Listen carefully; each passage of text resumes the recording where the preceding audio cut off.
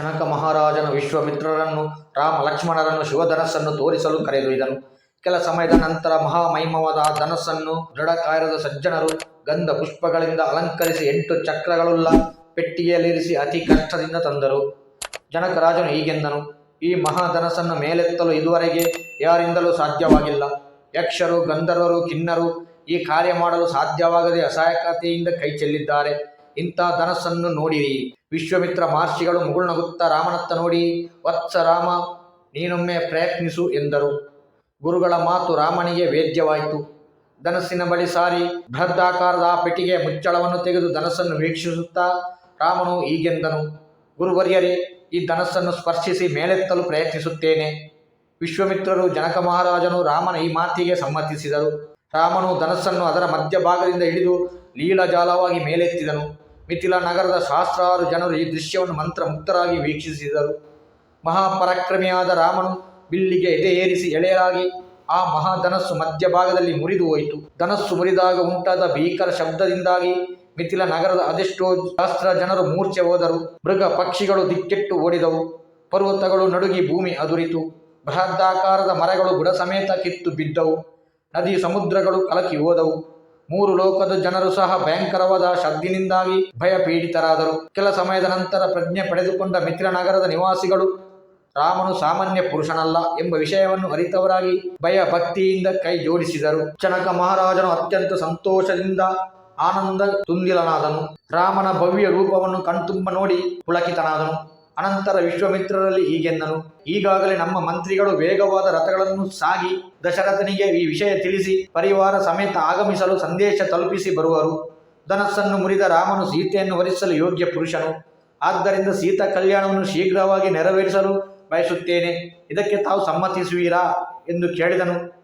ಜನಕರಾಜನ ಮಾತಿಗೆ ವಿಶ್ವಾಮಿತ್ರರು ತಮ್ಮ ಸಮ್ಮತಿಯನ್ನು ಸೂಚಿಸಿದರು. ಅನಂತರ ಜನಕ ಮಹಾರಾಜನು ತಡ ಮಾಡದೆ ತನ್ನ ಮಂತ್ರಿಗಳನ್ನು ದೂತರನ್ನು ಬರಮಾಡಿಕೊಂಡು ದಶರಥ ಮಹಾರಾಜನಿಗೆ ವಿಷಯ ತಿಳಿಸಲು ಕಳುಹಿಸಿಕೊಟ್ಟನು. ಮಂತ್ರಿಗಳು ದೂತರು ಮಿಥಿಲಾ ನಗರದಿಂದ ಶರವೇಗದ ಕುದುರೆಗಳನ್ನು ಜೋಡಿಸಿದ ರಥವನ್ನೇರಿ ಅಯೋಧ್ಯೆಯತ್ತ ಹೊರಟರು. 3 ರಾತ್ರಿಗಳ ಪ್ರಯಾಣದ ನಂತರ ಅಯೋಧ್ಯ ನಗರವನ್ನು ತಲುಪಿ ಜನಕ ಮಹಾರಾಜನು ಕಳುಹಿಸಿದ ಸಂದೇಶವನ್ನು ದಶರಥನಿಗೆ ಪ್ರಸ್ತುತಪಡಿಸಿದರು. ತನ್ನ ಕುಮಾರರ ಪರಾಕ್ರಮವನ್ನು ಆಲಿಸಿ ಹರ್ಷಗೊಂಡ ದಶರಥನು ತನ್ನ ಪರಿವಾರದೊಂದಿಗೆ ನಗರದತ್ತ ತೆರಳಲು ಸಿದ್ಧತೆ ನಡೆಸಿದನು. ಮಹಾ ತೇಜಸ್ವಿಯು ರಘುವಂಶ ಕುಲತಿಲಕನೂ ಆದ ದಶರಥ ಮಹಾರಾಜನು ಸೂರ್ಯನಂತೆ ಪ್ರಕಾಶಿಸುತ್ತಾ ರತ್ನ ಖಚಿತವಾದ ರಥವನ್ನು ಏರಿದನು. ವಶಿಷ್ಠರು, ವಾಮದೇವರು, ಕಶ್ಯಪರು, ಮಾರ್ಕಾಂಡೇಯ ಋಷಿಗಳು, ಕಾತ್ಯಾಯನರು ಶ್ರೇಷ್ಠವಾದ ರಥಗಳನ್ನು ಏರಿ ಆಸೀನರಾದರು. ಕೋಶಾಧಿಕಾರಿಗಳು ಹೇರಳವಾದ ಧನ ಕನಕಗಳನ್ನು ತೆಗೆದುಕೊಂಡು ಮಿಥಿಲಾ ನಗರದತ್ತ ಪ್ರಯಾಣ ಹೊರಟರು. ಋಷಿ ಮುನಿಗಳೊಡನೆ ಸಾಗುತ್ತಿರುವ ಅರಸನನ್ನು ಚದುರಂಗ ಸೇನೆಯು ಹಿಂಬಾಲಿಸಿತು. ಆನಂದದಿಂದ ಸಂಭಾಷಿಸುತ್ತಾ ಅಯೋಧ್ಯೆಯ ಪ್ರಜೆಗಳು ಸಹ ಅರಸನೊಂದಿಗೆ ಮಿಥಿಲಾ ನಗರದತ್ತ ಹೊರಟರು. ಜನಕರಾಜನು ಅತ್ಯಂತ ಆದರ ಮತ್ತು ಗೌರವದೊಂದಿಗೆ ದಶರಥ ಮತ್ತು ಅಯೋಧ್ಯೆ ನಿವಾಸಿಗಳನ್ನು ಸ್ವಾಗತಿಸಿದನು.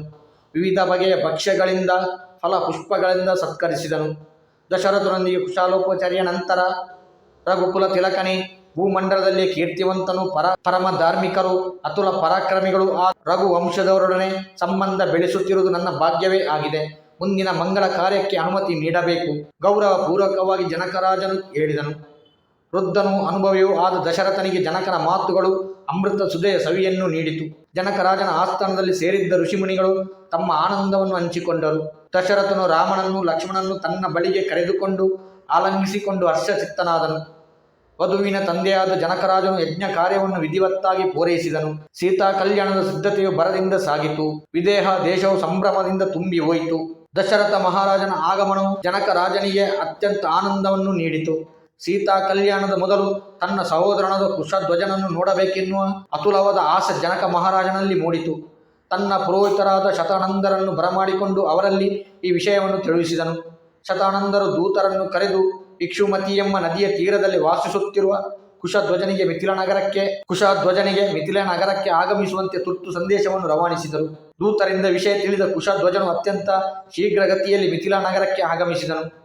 ತದನಂತರ ಜನಕ ಮಹಾರಾಜನು ತನ್ನ ಮಂತ್ರಿಗಳಲ್ಲಿ ಶ್ರೇಷ್ಠನಾದ ಸುಧಾಮನನ್ನು ಕರೆದು ಅಯೋಧ್ಯಾಪತಿಯಾದ ದಶರಥನನ್ನು ಕರೆತರುವಂತೆ ಸೂಚಿಸಿದನು. ಸುಧಾಮನು ದಶರಥನು ತಂಗಿ ಅತಿಥಿ ಗೃಹದತ್ತ ತೆರಳಿ ಜನಕರಾಜನ ಸಂದೇಶವನ್ನು ತಿಳಿಸಿದನು.